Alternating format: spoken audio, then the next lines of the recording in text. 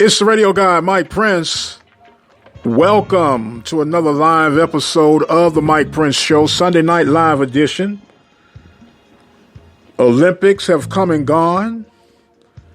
USA standing on top, 113 total medals, 39 of them gold, which was one more than anybody else. So they bring it home all the way. Thank God for the women. 66 of those 113 medals, which contributed to 58% of the total medal count. You gotta love it, right? You absolutely gotta love it. Our guest on the Brazos Valley Schools Credit Union Hotline tonight will be the basketball guru himself, Coach Van Pettaway. We will discuss, of course, the Olympics, men's and women's dominance of the hardwood. Kevin Durant, is he the best basketball player on the planet? Don't know, but we'll ask the guru that and a few more angles of the powers to be in the world of basketball. Did you partake in the Olympics? Did you like what you saw? A lot to go over, and a lot that has been discovered, and some new issues opened up. Maybe that can be discussed in a little bit more detail. Let us jump right on in tonight's episode. Hopefully you are snug, secure, and by this time, I'm assuming, with this being in the evening, in the PM part of most parts of all parts of the country, even on the West Coast. Maybe you've had brunch, in some cases dinner, and you're reflecting on the Olympics and how things came out. Man, oh man, the women on the hardwood, pure dominance. Volleyball, women overcome Brazil, should I say, with the gold.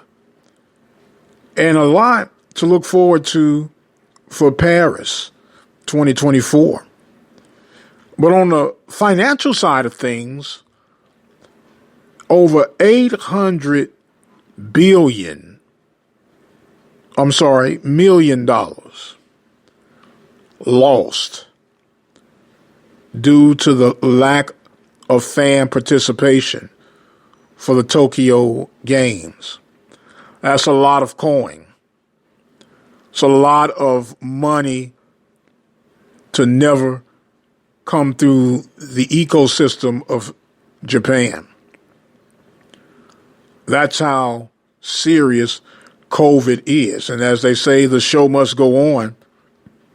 The show did go on, but man, did they leave a lot on the table.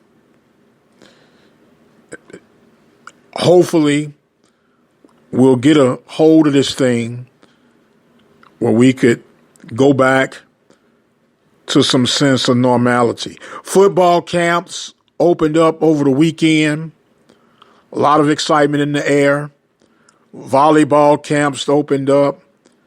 Soccer camps have opened up.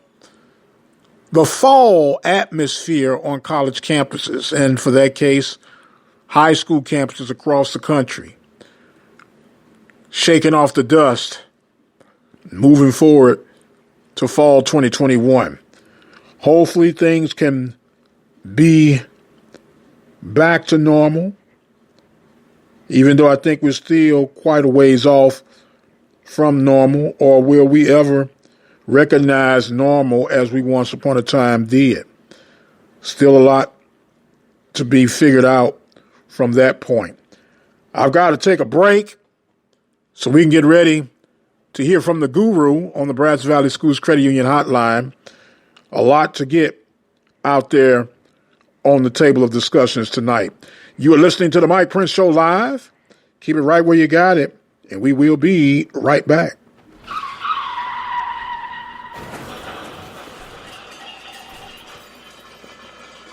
Reflections Paint and Auto Body Shop, located in Waller, Texas, is ready to restore the beauty of your automobile. Whether it's a small dent or a major accident, if your vehicle needs auto body repair, check out Reflections Paint and Body Shop.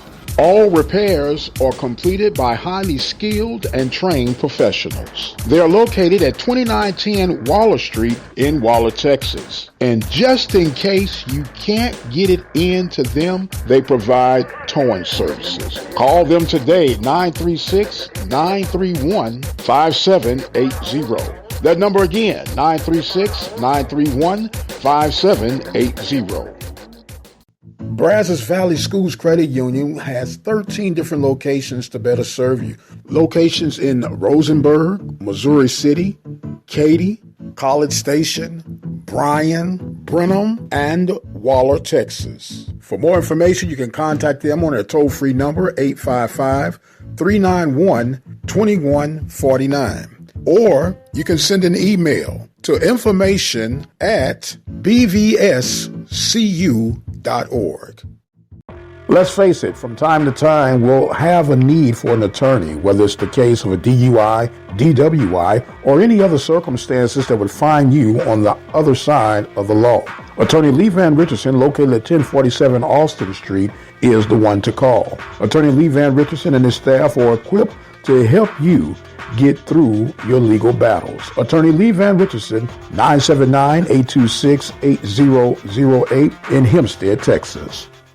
This broadcast has been made possible by the support of the Prairie View Athletic Club. The Prairie View Athletic Club is a proud supporter of Prairie View A&M University athletics. For more information on becoming a member of the Prairie View Athletic Club, send your email to pvathletic.club@gmail.com. That email address again is pvathletic.club@gmail.com. Prairie View Athletic Club, a proud supporter of Prairie View A&M University athletics. Have sports, will travel. The Open Mic Broadcast Network serving student athletes from Little League, high school, and collegiate coverage right here on the Open Mic Broadcast Network. From coast to coast, from dusk till dawn. You can catch all student athletic action right here at the Open Mic Broadcast Network, the station designed with you in mind. Serving the community through faith and athletics, the Open Mic Broadcast Network, the voice of student athletics.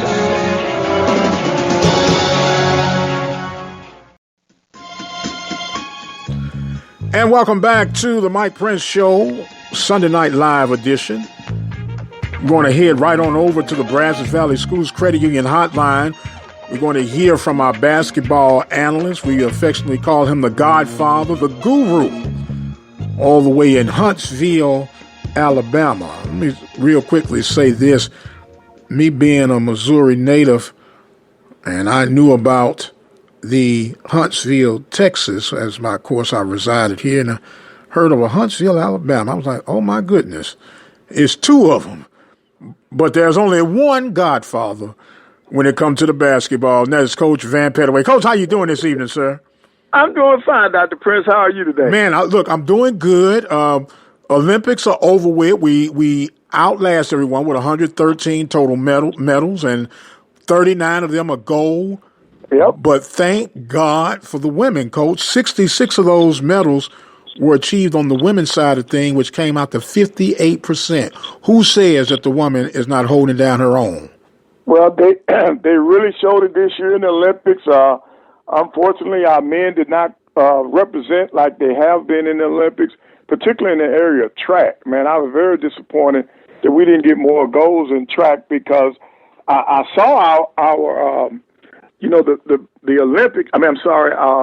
The trials, the Olympic trials for our athletes in track, and I just thought that we had some superior athletes. They just did not come through at the Olympics. But I have to give them a break on it now because, this is the first time that I'm aware of, that they have done the Olympics without any fans being present. And believe it or not, a lot of times for athletes, that plays a big part because whether you're rooting for them or against them, it motivates people to elevate their games. And so I'm going to give them a break because their families were not there. Their normal support people were not in place. So I'm going to give the men a break. But the women are going to say, well, we didn't have those people either. Well, that just shows that they might be a little bit, they may have been mentally stronger this time around. So we'll never know. But thank God for them. And I still think that all of our athletes represented our country well for us to come out on top with the total number of the highest total number of overall, and then to have the most goals. I think that's outstanding. Well, yeah, it is. And, and also I want to recognize women's volleyball. They beat Brazil. Yes. Which has always had their number. Yes, sir. Always had their number. And to finally break through with that, which kind of culminates with what we had done with our volleyball coverage for the SWAC and bringing a little bit more light on that thing. And it was an exciting time for them. But one thing that I noticed, and you made reference of it just a moment ago, about the superior athlete. Right. I don't think anyone questions the fact of the superior athletes, for the most part, from the western side of the world, i.e. United States of America. But I think when it comes to overall collective team play, we still have some room for improvement on that, which I know there was some issues with the men's basketball team I'm referring to now. The first game against France, 3 of the players going on that long flight after coming from the finals, didn't have the time to gel. But it was almost the case that we can just roll the ball out there and everybody's going to lay down for us. And we saw that not to be the case, but they finally got their act together and put it all together. And the one thing that I got an open confession to make to you, Coach, I thoroughly enjoy watching international basketball play than that of the NBA basketball play because of some of the rules that are in place. And it, to me, neutralizes a lot of the individualism. That's true. The game of basketball, when David Stern talked about the game going global and international, this is what he meant. Just like what the Olympics does, they bring in players from all over the country. Now we have to give our men's team. We got to look at this thing now. You got 450 players in the NBA. Well, out of that 450. 108 of those guys are international players, whereas back in the day, we only had 2 or 3 international players in the NBA. So what has happened is the international people have come over. They're playing in our leagues. They're getting coaching from the American coaches. So their product is better. And when you look at a team like France had 8 people on their squad that played in the NBA. So we're not just playing against factory workers now. We're playing against people that do this for a living. And so when your national team, in our case, does not get an opportunity to have all those practices, they don't gel until later on. And that's what happened in the exhibition games. That's what happened in that first game. Because now you did mention the fact that 3 of the guys got there late. Well, let's try a couple of hours before the first game. Their flight landed a couple of hours before the first game, and then they attempted to play. Now, out of that 3 people, you're talking about Booker, you're talking about brain cramp. Booker and his teammate. Booker was from Phoenix, and then the 2 guys, of course, Holiday and Middleton was what I'm trying to say, from the Bucks, because they were still in. They had just concluded the NBA championship, so they got there late. And those are 3 guys that, if in my estimation, if they were not on the team, we wouldn't have gotten gold. You take what Holiday did. Holiday shut down the top guard that the United States played against, whatever game it was in, even in the last game. He shut down. He had minutes in that game where he just stopped their best perimeter players. And that's what he does. And that's how he led Milwaukee to the championship, because he sat out and played some defense. And that's what you had to have. And when you put together an all-star team, a lot of times they're not going to jail, because really that's all we are sending out. We're sending an all-star team. And in some cases, when you go position by position, we're not sending the best. We're not sending the best from the United States to represent us. So all it took was for those guys to be in practice together, to play a few games together, and they worked out all the kinks. They got their rotations down. They learned the coaches. The coaches got an opportunity to learn them, and all of that took time. So for the people that panic early, they have to remember now, some of the international teams, those guys, the bulk of their teams, they play together year-round. And we're bringing a bunch of NBA guys off of different teams to learn a new system, and then they have to be ready to play. Now, on the women's side, look at this. The WNBA, they stopped playing long enough for those women to have a good training camp. That's why our women are remarkable now. They have tied the men's record when it comes to consecutive games won, gold medals. They're not playing. No, and I think they did an outstanding job last night. I mean, with Brittany was telling the Japan, listen, you all cannot stop me because you're not big enough. And she played that way. She played that way. I mean, she played like she was supposed to play. Yes, sir. She had the most talent of any post player on that floor, and she displayed that last night. Then when you look at Coach Daly, Dawn has won gold medals as a player. Now she turns around and wins it as a coach. I think when you look at her resume, she's done some things that other people have not done now. That's right. So she has a lot to do with that winning streak. And I think at one point during the game last night, they put up, she is responsible for just about, if as a player, as an assistant coach, and as a head coach, she's responsible for, I think, all of those goals except for one, for the United States women. Yes, sir. And I think that's remarkable. But the total Olympic experience, I really enjoyed it. I thought the coverage was fantastic. You had 3 different channels that you could pick up sports on, and for the first time, now I've always watched the Olympics, but for the first time, I made it my best to make sure that I watched some of each event that they broadcast, and I did it.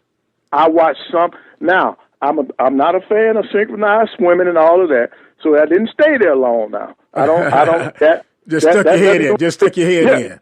Yeah, I watched it long enough for me to say to you today that I watched everything that they televised. That's awesome. I mean, there was some exciting stuff going on. You talking about the young lady, the boxer, the lady that won? Oh man, that's awesome. That was awesome. And then what about the wrestler who won in the last 2 seconds? Yes, sir. Yes, sir. Who won in the last 2 seconds? So there have been some great things. And then of course, everybody want to talk about Springfield's daughter being on the equestrian team. So I had to look at that. I had to make sure that she deserved to be there, and from listening to her partners and then her results, with them winning silver, it really showed that she was supposed to be there. Yes, so the sir. Olympics, I give them an A because they were able to hold the games. You got at least 98% of the athletes made it through without picking up the virus. You did have a few people to get the virus, but we saw some great athletic performances, and they did it under duress because they had all these protocols in place that they had to go through. And then I even stayed up late. I watched the volleyball game. Oh, and Lord, the beach volleyball. Oh, yeah. Man. Oh, yeah. It was off the chain. So we have some fantastic athletes. And I even, I'm not into skateboard and all of that, but I did watch the skateboard. Like I said, I watched everything. And then the the 19-year-old lady, young lady who won kayaking, the single. That was awesome. So to see her do that. As a matter of fact, she set a record. That was the first time they had that event. And she got I call it kayak sprinting, is what I call it. And it was like, look, Coach, you didn't get much sleep these last couple of weeks neither. That's what I'm telling you, because the Olympics was on. I was not going to give up on that. And it was, this was just a great 2 weeks. And, the closing ceremonies are, tonight. But I just thought our athletes represented our country well. Here in Huntsville, we had 3 athletes, from our area to make it to the Olympics. And one of them, Javon, he used to be in my basketball camp when he was a little kid. But, and so we've had some great people. It was a great experience. And I hope more people had an opportunity to watch our athletes. Yes, sir. Yes, sir. It was a fantastic event. And it's one of those deals where you really and truly appreciate everyone's skill level, everyone's concentration, and the discipline that it takes to excel and be amongst the best in the world, not just a regional or a nationwide thing, but worldwide. Right. And even if you don't medal, to be able to compete on that level, to say that I was an Olympian, I represented my country, that's a great honor. And to come out with a medal is even greater. And it's just, like you say, a fantastic thing, which goes to show the power of athletics, Coach. Now, we focus a lot on football and basketball because those are money, but there's so much involved. And speaking of the power of athletics, although it was a great event, you got to look at the pocketbook part of this thing. Oh yeah, they lost money. They lost over $800 million to the economy, and somebody is still going to have to pay that bill, Coach. And so it's going to be very interesting to see how the economy rebounds from this from 6 months to a year and a half from now, because it was something that had to go on. A lot of people were against it because of the virus, but they said the games had to go forward. And thank God for sports junkies like myself, you, and the rest of the parts of the world. We were able to see some very compelling events from beginning to end. And right. And Dr. Prince, now you have to feel somewhere in your heart for our baseball team to go down to Japan the way they did. Yeah, I was going to mention that, we took the silver in baseball and softball, and Japan had the number. I'm not going to harp on it, Coach, but we shall rise again, right? We shall. I think I'm like you. I think we have the future is bright for us in a lot of sports, because we got some very talented athletes that have an opportunity to come back in 3 years. Well, really, some of them now will come back next summer. For the World Games, just right. Right here, right down the street in Birmingham, Alabama, which I've got to find a way to be a part of it. Yes, sir. Yes, sir. And like I say, it's just so much is always going on. And a lot of the casual fans, they think that the Olympics is just this once every 4-year event. But these people are grinding each and every day, training for those moments. And it's not just that once every 4-year event. It's something that's a commitment, like I said, with the dedication, for the discipline that it takes to excel in that thing. And we're talking right now with Coach Van Pettaway on the Brazos Valley Schools Credit Union Hotline here on our Sunday Night Live edition of the Mike Prince Show. And we've covered a lot of ground, Coach, but I got to ask you this question. Is Kevin Durant the best basketball player on the planet? He's in the top 2 or 3. He has to be. He's one of the most talented basketball players that laces up his shoes. So I would put him as one of the top. I cannot differentiate between the top 2 or 3 guys. Okay. I think they all can play, but when you want to look at overall game, Durant might be the top one because he can do so many things. He can take over a game inside, outside. He can just do so much. The one thing that a lot of people don't give him enough credit for, in my opinion, is the defensive side of the ball. To me, he plays great defense to be as tall as he is, because he will break down and try to defend up 1 through 5. It doesn't matter with him. Now he got banged around now. Now Rudy Gobert, he punished him under that basket. Yeah, he did. Yeah, but Kevin Durant will step out. Say, okay, Rudy, that's you down there. Now you come out here and let me show you what I got. Come to the deep end of the pool. Right. So now he is by far one of the most talented people. He's got to be in everybody's top 2. I have to say that. Well, okay, I'm guessing. I think I know who you're gonna say the other one is, but let me hear you say it just to entertain me. I still got to put LeBron up there as one of the best all around players. Okay. I think he still has to be there. And then you can take the young kid Giannis. You got to put him. You got to put him in there. You got to put Giannis in there. Yes, sir. Because I think he's done it. He's proven himself time and time again. 2-time MVP, and then now he's got the that championship to go with it. That ship to go with it. You got to put Giannis in that category too.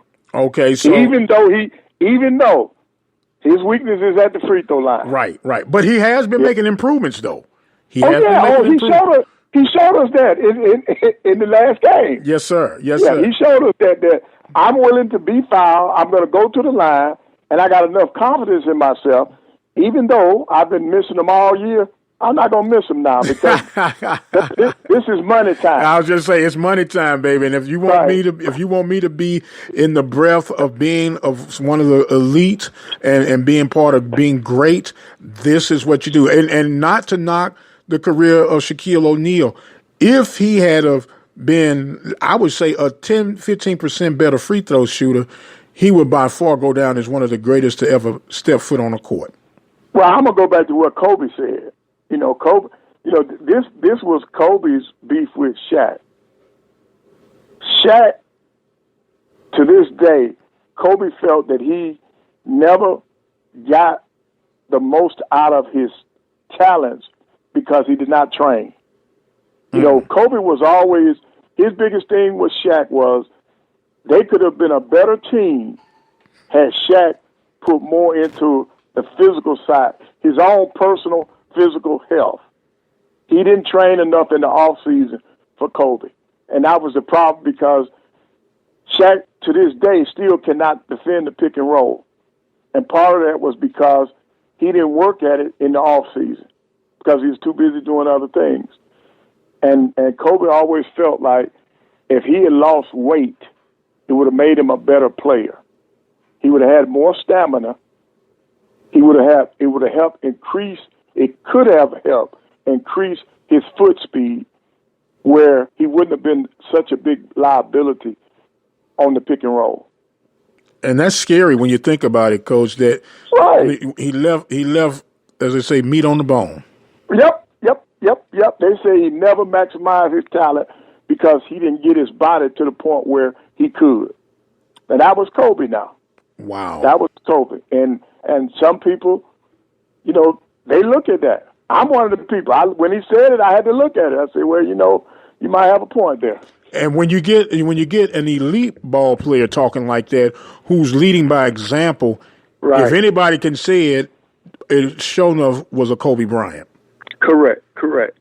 So forget the free throw shooting. He was just saying that he would have been a more dominant player had he been in better shape. Wow. Well, it's one of those, they say the world may never know, right? Right. Correct. But now another a new event that was added in the basketball world was 3-on-3, and America showed its dominance on that. Yes, they did. Those 4 ladies did an outstanding job, man, and they went undefeated. Yes, sir. Oh, wait. Did I say that right? Nope. I do think they did have a hiccup, but it didn't hurt them because they did it before the knockout rounds. Right, they went undefeated during the knockouts. They went undefeated during the knockouts. Okay, right, during the knockout. Right. You had to win that goal. So they did an outstanding job. And that game was fast-paced. It's quicker. And they did an outstanding job. And then the young lady who came back from the surgery, She said that if the games had gone off when they were supposed to in 20, she wouldn't have been able to be there because of the injury. So the rest, the postponement of it gave her an opportunity to get herself together, and she brought back gold. So see, we needed that gold medal because we only beat China by one. Only by one, and it doesn't matter if it's one or 0.1. That's true. We won, right? Right, and you know what? And China won a lot of their medals in the pool, in that diving. And yep. That was flawless. That was flawless. Now, what's amazing to me, and I guess because I'm what would be considered a wide load coach. Ain't no way I can jump in a pool. I can walk in a pool and not make the little bit of splash that them folks was doing. Diving from that high. All I know is the cannonball. It's just absolutely amazing. But I tell you, one of the events I was discussing with my wife that is just impressive to be male or female is in gymnastics on those rings. The strength that it takes to the upper body strength that it takes to lift your own weight and do all those calisthenics and going and as high as you are. First of all, if I'm 6 inches off the ground trying to support my arms, I'm going to feel insecure.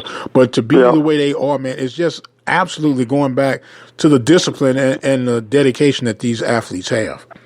Right. And then I don't think we can even bring up the Olympics without talking about Simone Biles and what this young lady did to bring awareness about mental health. A lot of times, especially in the black community, that back in the day, that was a hush thing. If you had somebody in the family that had mental problems, that was supposed to be a family secret. You didn't talk about it. But mental health is at the forefront now. And I think more and more athletes are understanding that in order for them to be well-rounded, they got to look at their mental health. And she did that. And when that young lady told us that when she was doing flips in the air, she couldn't tell where she was, that's dangerous, especially in gymnastics, because she can break her neck, she can break her spine, she could injure herself for life. And for her to come out, make that stance, and then tell her teammates that you all are going to have to go on without me because I'm not going to be able to help you. I think that she did an outstanding job by standing up and not running from the situation. Absolutely. And I think she's to be commended for that. Absolutely. And I was saying in our opening statements on tonight's episode that she's probably, and no probably to it, opened up some dialogue and some money to help address this issue that's been kept under the covers for long enough. Coach, I got to take a break. Go ahead. We're going to come back. When we come back, we're going to still talk some basketball, but we're going to slide just a little bit over to the NBA side. We did have the draft, and we're going to discuss a little bit of that. So sit with me, Coach, and we'll be right back. Is that all right? Okay, sure. All right. You listen to the Mike Prince Show. Keep it right where you got it, and we'll be right back. Real travel. The Open Mic Broadcast Network serving student athletes from Little League, high school, and collegiate coverage right here on the Open Mic Broadcast Network. From coast to coast, from dusk till dawn. You can catch all student athletic action right here at the Open Mic Broadcast Network, the station designed with you in mind. Serving the community through faith and athletics, the Open Mic Broadcast Network, the voice of student athletics. Hello, this is Alonzo Hardy Jr., the president of the SWAC Alumni Association. The SWAC Alumni Association is an organization founded on December 10, 1999, at the Sheraton Hotel in Birmingham, Alabama. Its mission is to serve as a rallying ground for individuals who have made the Southwestern Athletic Conference the illustrious conference that it is today. Its membership is open to former student athletes who played in the conference in any sport, as well as to coaches, athletic administrators, staff members, game officials, and fans. Annually, The association holds a Legends Awards and roast banquet or luncheon where it honors individuals with Lifetime Achievement Awards, a Chuck Prophet Whacking Master Award, and occasionally a Distinguished Service Award. Proceeds from that event help to finance degree completion scholarships for student athletes who have exhausted their playing eligibility at SWAC universities, but who may still need an extra semester or two to complete their college studies.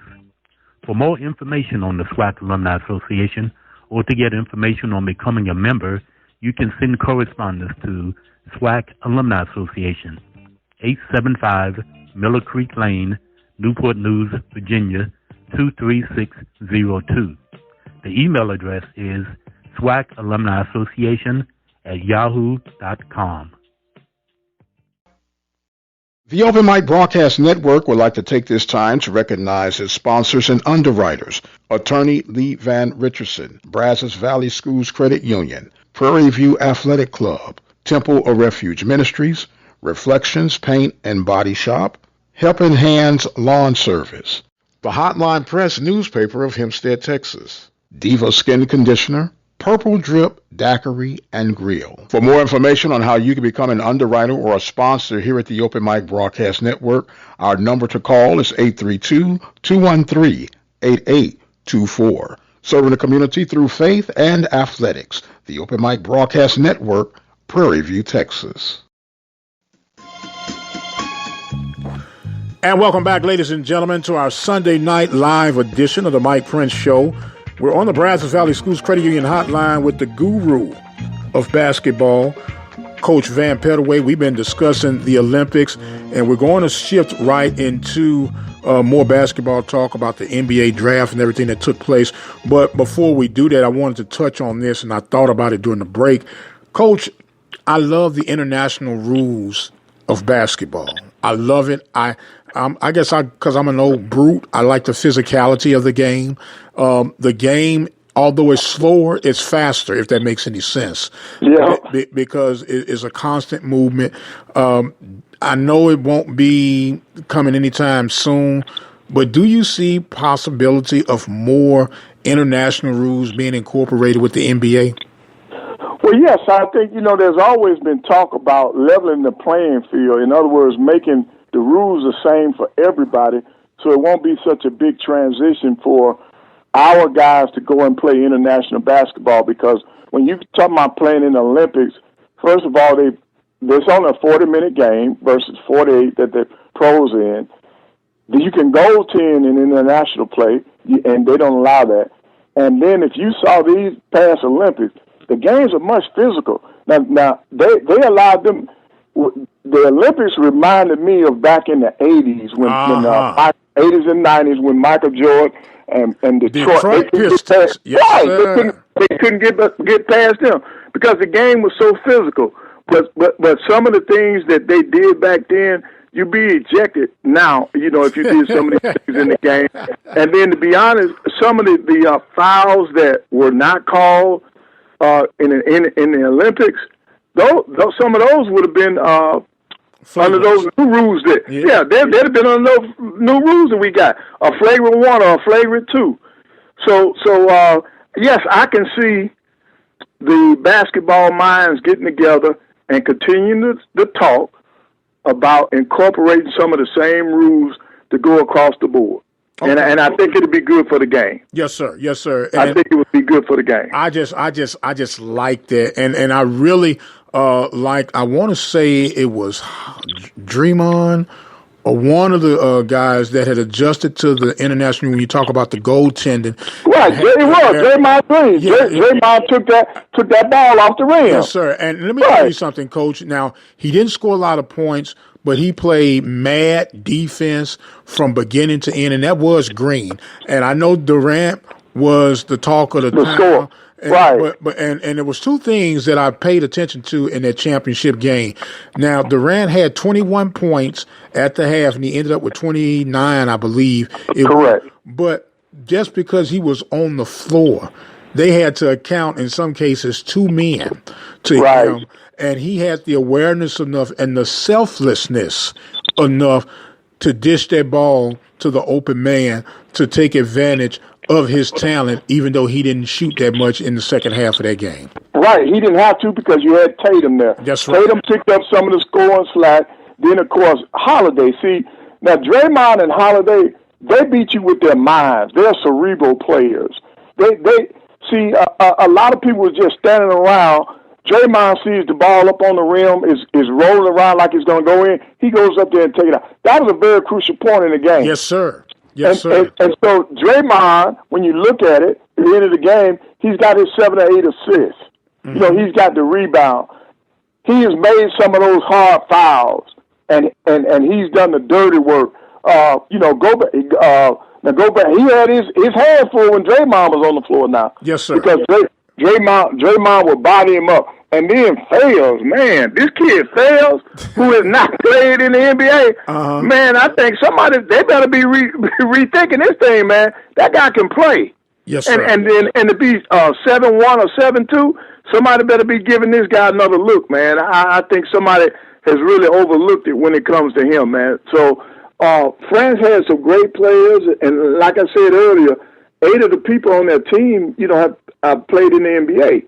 So we're not playing against mechanics and people that do this part time. These are full time guys that play the game and know the game. Absolutely, and you did a perfect segue, Coach, when talking about people were overlooked. We just had the NBA draft past week, and a lot of new millionaires today, and deservedly so.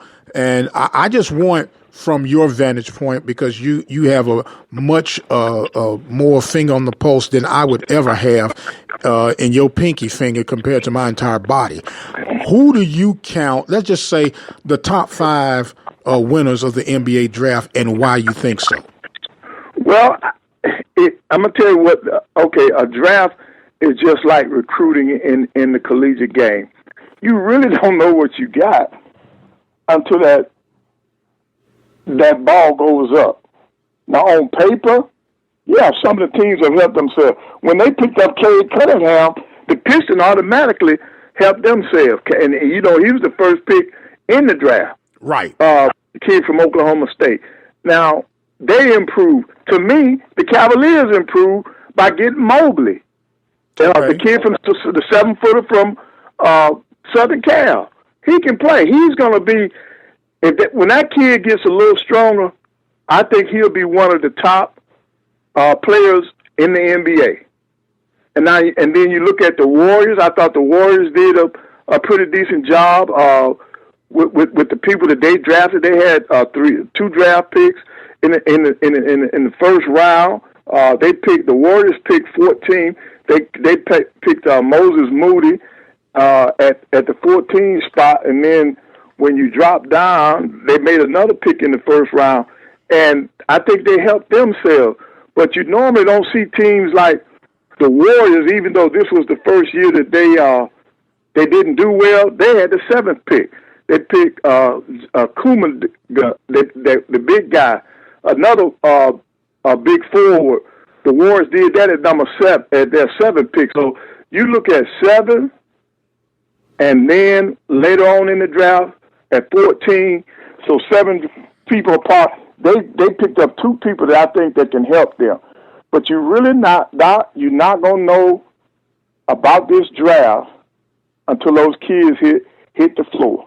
Okay. And some of them, you're seeing it now in the summer league. Some of these people that were in the draft, you can see them now on NBA TV because the summer leagues have started, and you get a chance to see what some of them are doing right now.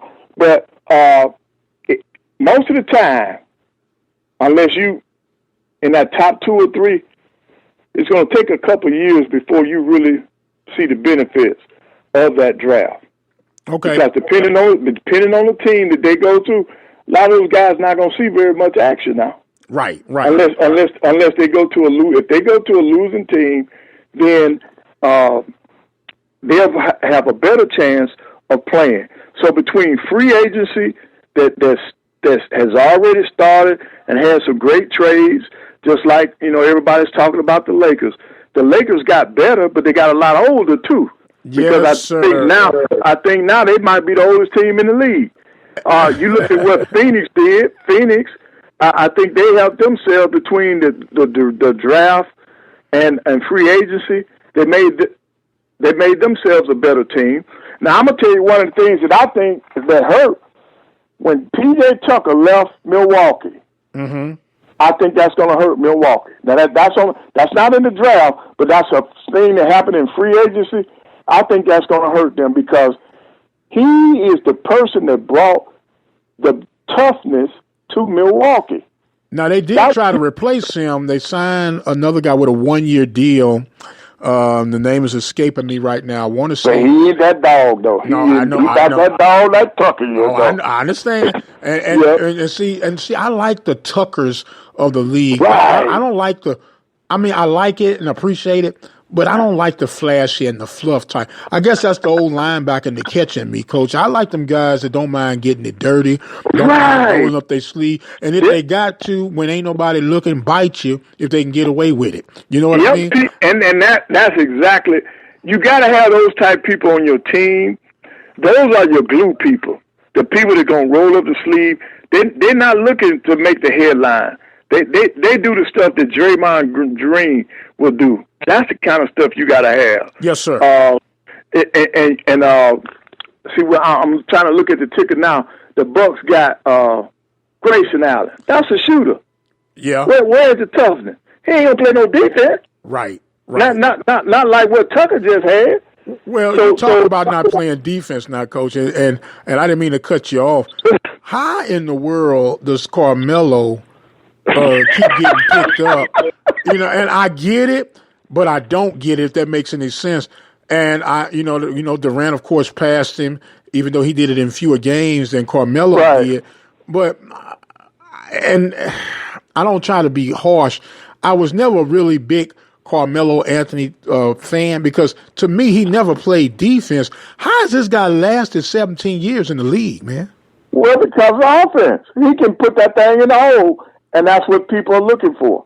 If they feel like the defense, his lack of defense, they might be able to make it up somewhere else. Well, Coach, they old.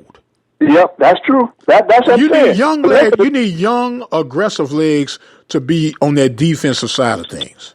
That's right. And then the Lakers picked up Dwight Howard and Carmelo, which made them the oldest team in the league. For what, though? I mean, for Howard and Melo, for what? Well, I think Melo is there because of the GM, and his name is LeBron James. They're friends, so I think that was part. And then I guess what LeBron is saying, if we just had a little more scoring, I'll help make up the difference on the defensive end. Because that was part of the Lakers' problem. Now they couldn't score. They had too many scoring droughts. Okay. And so with adding Carmelo on the offensive end, then you add Howard. Howard is going to make up on the defensive end. So that's why they got the two of them.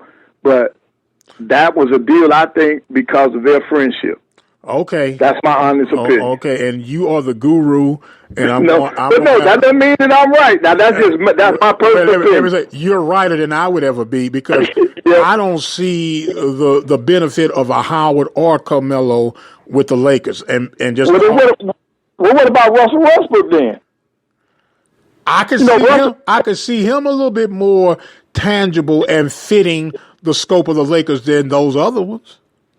Well, now to me, I think that Russell Westbrook and Dwight Howard are pieces that they needed and that they missed. Okay. Because you didn't have that interior defense once Davis went down. So now that's the glue to it all. We talk about the GM and LeBron. Yeah. If Davis is not clicking, the Lakers don't exist. Yeah, that's true. That's true, and it showed. And it showed this year. But I think with the speed that Westbrook is bringing, with the defense that Howard is going to give them, the defensive muscle, now you got Melo to just light it up.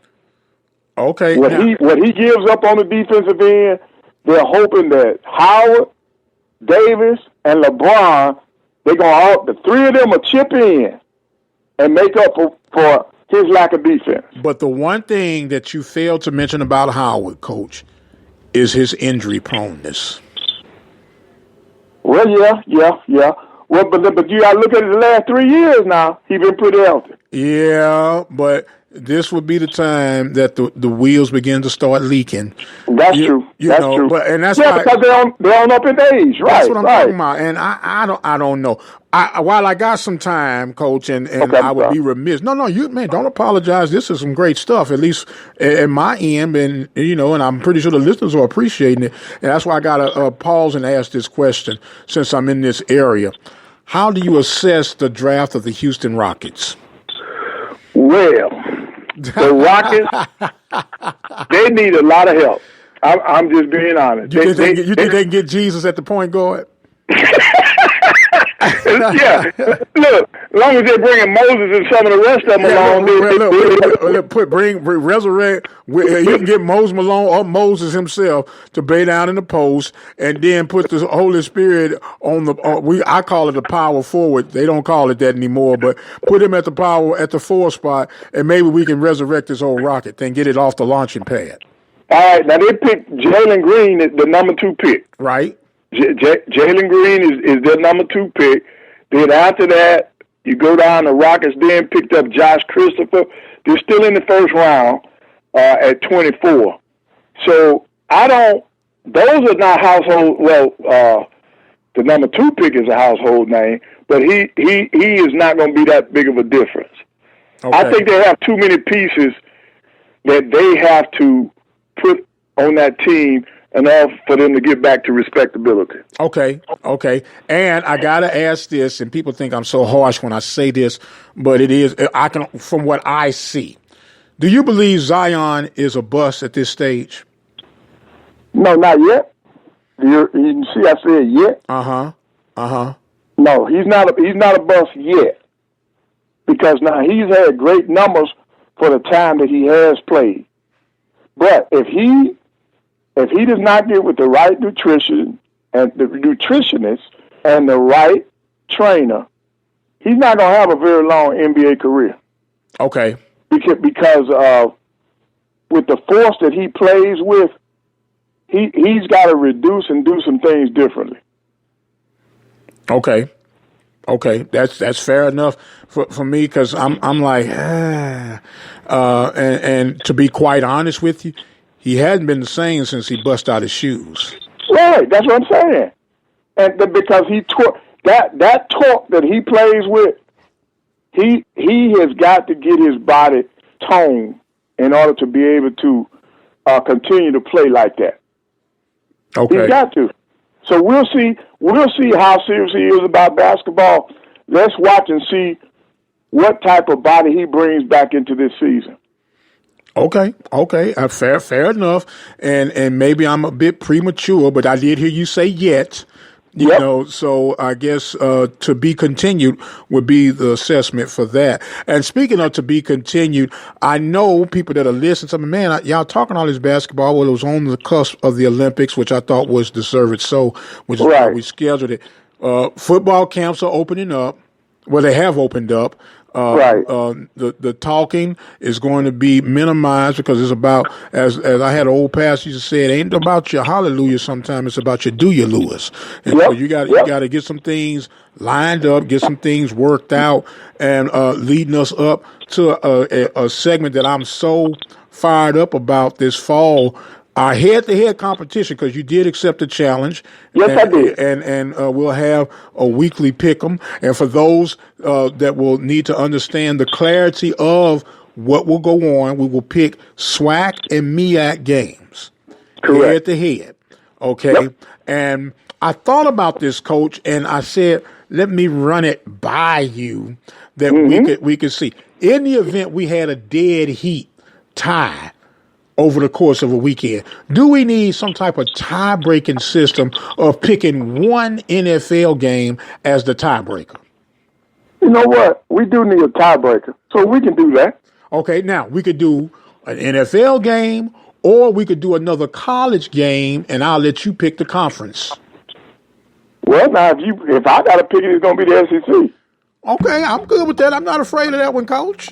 Okay, well, let's do the college. Let's take all college. Let's take all college. Right.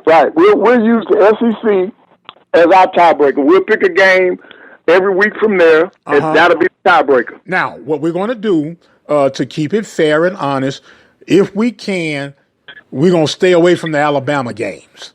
Because to me, those almost be kind of too easy to me. Okay, that's fine. But here's another thing, because I'm such a gentleman, and to remind you, I am still ahead, right, Coach? Look, let me take it and bask in all this glory before I get whipped in the fall. So that I will let you pick the SEC game of the week. Okay. Is that fair that'll enough? Work.